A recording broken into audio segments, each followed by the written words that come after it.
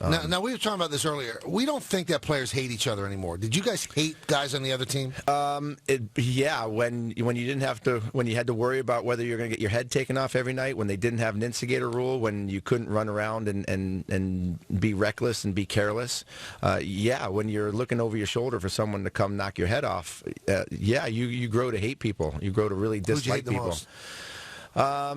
For me, it was probably Rob Ray in Buffalo. You know, he was one of those guys that always, seemed to be in your ear. Maybe went a little bit too far in certain situations, make it a little bit more personal, painful all the time to play against. He was one of those tough guys. You just don't, one of those guys I didn't like playing against. Now, did you hate Wah or just like snapping back and forth against him? The respect factor was huge. I like Patrick, and I loved his compete level. Always loved to beat him. I scored a lot of goals against him, too, so I always had a little bit of an edge in terms of scoring goals. Not so much rings in my ears, but the goals I would score pretty often on him. But never disliked him, but appreciated him. And if I had that opportunity to challenge him, I was going to do it. Now, before we go further with Jeremy, we have to find out what we need to know. No. And, yeah, we do. I want to hear what Jeremy knows. Well, he's going to tell us after you tell us what we need to know. It's not very often you're sitting next to someone who's not only a pretty good hockey player, but one of the greatest NHL 95, 94 players of all time. Oh, it's awesome. NHL. Not so much me, it's Roenick. He's good. and the Swingers reference. Yeah, that's right. One of the best Vince Vaughn lines of all time. That's the number one thing that people talk to me. I'm more famous for 94 than my regular game, so I guess I'm going to be in infamy forever. It's not me so much, it's Roenick. All right, anyways, this 98.7 ESPN What You Need to Know is brought to you by me, Peter Rosenberg. Johnny Manziel will not be the starter for the Cleveland Browns come Sunday. Coach Mike Pettin announced that Austin Davis will take the helm, said Davis did enough in the Monday night loss to Baltimore to earn himself the starting job. So I guess that issue is solved. Red Sox slugger Big Papi Ortiz says he is willing to get, this is shocking, willing to get past the bad blood with David Price. No, if he's not willing, he could leave. Exactly. The other guy has a $217 million guaranteed contract. And Papi has one more season, right? Well, guess what? They're willing to work past things. Oh, great. He said, that's fine. We need pitching, and David Price is a great pitcher, and he's shown that for years. I hope he'll help us. Kobe Bryant takes the finale tour to D.C. tonight to see John Wall and the Wizards one last time. Knicks have the Sixers tonight, fresh off their first win of the year over, said Kobe and the Lakers. And Rangers Islanders, of course, going down tonight on NBC Sports Network. The Michael K. Show continues right now on 98.7 ESPN. And our guest from NBC is Jeremy Roenick. Tonight, the Rangers and the Islanders game is in Brooklyn.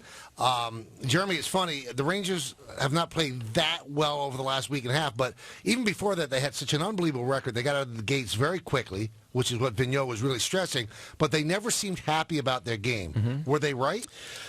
I think they get away with having one of the best goaltenders in the game. And when you have a goaltender like Henrik Lundqvist, you can afford to make the mistakes and afford to play sloppy at certain times, and you're going to get bailed out by your goaltender. So, yeah, I think there is something to be said about that. It's a great luxury to have. But all of a sudden, you stop scoring goals, you get a little bit sloppy, and sometimes your goaltender can't bail you out all the time. And you see they've lost 3 out of 4 now, and games that you would think that they would win, especially at home. And now they're going into a game tonight, one of their biggest rivals, against a team that's playing pretty well. The Islanders winning, 4 out of the last 5. So look out. I mean, they have to be very careful that they don't slide too much, because you can't have slides in this game too often nowadays, because you're going to find yourself like Minnesota, 7 games, they won 1 out of 7 games. They go from 3rd in the West to 8th in the West like that, and then it's hard to catch up. But what I kind of respect out of them is that they understand that they can't answer the question until the playoffs, right? They know they're a playoff team, and now it's time for them to win the Stanley Cup. Oh, by the way, get pumped up for Carolina in late November. Yep. And more times than not, they find a way to be engaged and do that. How difficult is that for a player to go out there and play knowing they're going to win a game, but knowing the answer is not going to come for months? It's really hard, and that's where coaching really comes in. And you know who does a great job with that is Barry Trotz down in Washington. He really makes sure that he keeps guys focused on the job at hand, and it's one game at a time. Because when you play 82 games, it's really easy, especially coming into this time of the season, games 30 through 50. It's really hard to get motivated at times, especially when all you need to do is get to the playoffs to have a chance to win. And the Kings showed it a couple of years ago, being 8th in the West and ended up winning winning the Stanley Cup. So getting there is one thing, but what can really happen is you get into bad habits. And when you get into bad habits as a team, it's really difficult to get on. You get into bad habits as a unit, all of a sudden it takes 2 or 3 or 4 games to really get out of it. And I think as a coach, you have to make sure that you keep them sharp, you keep them attentive. You're not going to play great every single game or for 60 minutes, but you can't take 2 or 3 or 4 games off getting these bad habits because it'll just continue. Who's the best team in the NHL right now? I would have to say the Montreal Canadiens. I feel they, when Carey Price is healthy, the way that they play as a team, the way they grind out 1-goal games, they've been so impressive.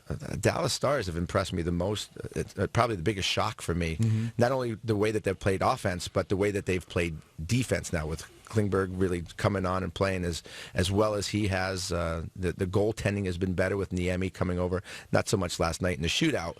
However, that team's explosive. They're fun to watch. But I would say those 2 teams right now seem to have my eye. And what does Dallas have? Sagan and Ben. What does the Chicago have? Taves and Kane. Mm-hmm. Rangers have Nash. Zuccarello. I love Zook. But is that the way it should be, though? And I love Zook, too. Yeah. But shouldn't that be Kreider? Because that was the question I was going to ask. Absolutely should. With the way it's structured, it's nice to get 10, 11 goals out of Zook this early. Mm-hmm. But when you look at Kreider, you look at his game, you look at his size, shouldn't he be the complement to Nash? Absolutely. When you have a kid with this much talent and this much speed, and he has a bite, and he's got a grind to him. I mean, you've seen some of the hits he's had. You've seen him get in people's faces. If he doesn't use his speed every single night, shame on him. He should have chances to score every single night with the speed that he has and the tenacity. If he goes a couple games, 3 or 4 games without scoring a point, he's not engaged, and that you can't have that with a Kreider with that much. If I was a coach, I wouldn't accept it. And he was very upset with himself. I don't know if you saw the column that Larry Brooks wrote. Mm-hmm. He's very down on himself. He said, "I should be better than this. I'm really letting." But that's where it starts, Michael, and that's the way it should be. And I'm glad he's saying that because I'm a Kreider fan. I love watching this kid play, and if he's seeing it himself and looking in the mirror and pointing to himself instead of other ways, that's the first part of fixing it. Islanders, they're a team that looks like they're on the come. I'm not sure about Halak as being like an answer, but what do you see of the Islanders? Do you think this is a team that can compete for the Cup? Well, last year, I mean, they had such a great year, and then all of a sudden they start off in gangbusters this year, and then they go for a tailspin, and all of a sudden they can't win. They can't even win at home against some of the worst teams in the league. They have the talent, no question. They work extremely hard. They're a fast team. I think they're a team that can put numbers on the board. I think they're very well coached with Capuano. But for some reason, they mentally can't put 10 games together, 5 games together. It's they go 5 or 6, and then they're going to be gone for 3 or 4. That's too inconsistent if you want to win a Stanley Cup, if you want to get to that playoffs and be a contender. I don't think they're far off. I think their captain's one of the best players on the planet and one of the best leaders, but the consistency has to be there. And I think the fourth line has to start contributing a little more like they did the other night, like they did in the playoffs last year, because you can't rely on Oposo and Tavares and those guys to put the puck in net every night. You need the secondary scoring. Now, you're on a little bit of a book tour. Let's get to that. You have a new book out. It's called Shoot First, Pass Later, My Life, and My Life No Filter. It's kind of I've never had a filter. It's probably been the demise of me and the rise of me, I guess. But, I wrote the first book, and it was a sheer hit and was on the bestsellers list, and the publisher said, let's do it again, because there's so many stories that hit the cutting room floor that didn't make the first book. We can do a second. And then it was actually the transition from being a pro hockey player to being a fan and being in the media and having now report it and talk about it. What I think of the players today, what I think the best players, who I think are the overrated players, the underappreciated players. I talk about Bettman a lot in there. It's a fun, easy read that'll keep you entertained for the day.